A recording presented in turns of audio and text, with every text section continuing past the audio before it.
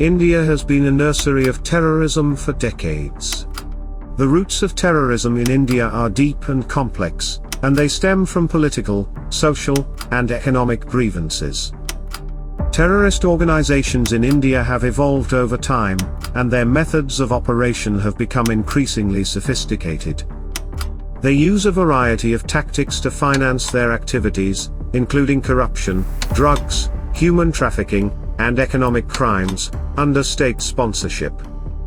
The funds are often channeled through front organizations, which provide a cover for the parent organization's activities. In the complex undercover operations and alleged funding in India, a pivotal aspect comes to light: the involvement of Indian separatist groups in terrorist activities. Beyond the accusations directed at external entities, India deals with internal dissent mainly from its northeast region, where various factions practice autonomy through means that are involved in terrorist activities. Reports suggest links between these Indian separatist groups and external actors raise questions about the scope and impact of these connections. The web of Indian hidden activities extends beyond international borders, casting shadows on regional dynamics. India, over the years, expanded its interference, engaging in covert operations that went beyond its borders. India's involvement in fostering terrorism in neighboring countries explore its concealed plans and mechanisms behind the funding of these activities. India's role in destabilizing region includes Sri Lanka. The narrative takes a closer look at India's alleged financial involvement in Sri Lanka, suggesting that India exploited ethnic and religious fault lines to fuel conflict.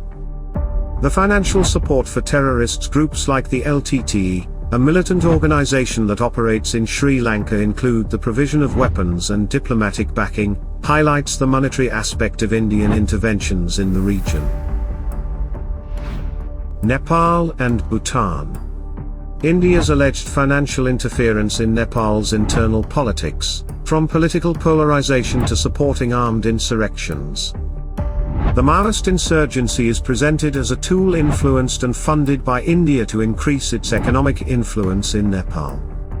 Similarly, Bhutan is portrayed as a victim of India's imperialism, with India allegedly exerting control over its policies through financial channels, involving royal family members and bureaucracy. Sikkim and Maldives. India's alleged interference in the Kingdom of Sikkim and the orchestrated attack on the Maldives in 1988 are examined through the lens of funding.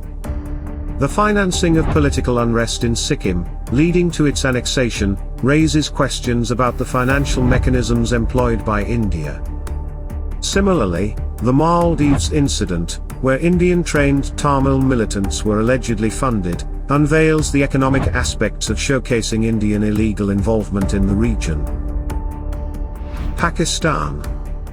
The alleged funding mechanism of India supports insurgencies in Balochistan by providing funds, training militants, and orchestrating attacks. The arrest of Kulbhushan Jadhav, a former Indian Navy officer in Balochistan, supports Pakistan claims of Indian disguised plans. Bangladesh.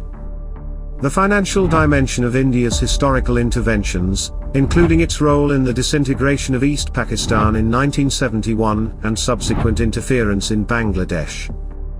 India, through various coercive means, not only created but also financed, trained and armed the terrorist groups, such as Shanti Bahini in Bangladesh.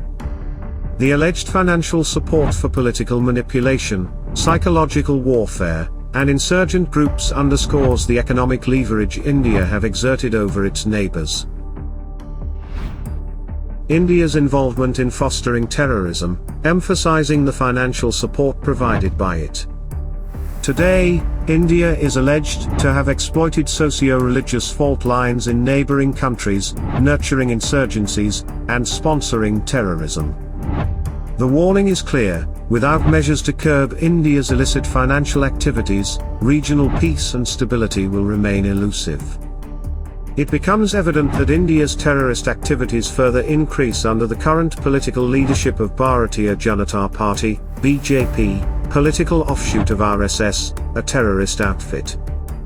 The political agendas stress the need of strict accountability in evaluating the consequences of undercover financial maneuvers in India.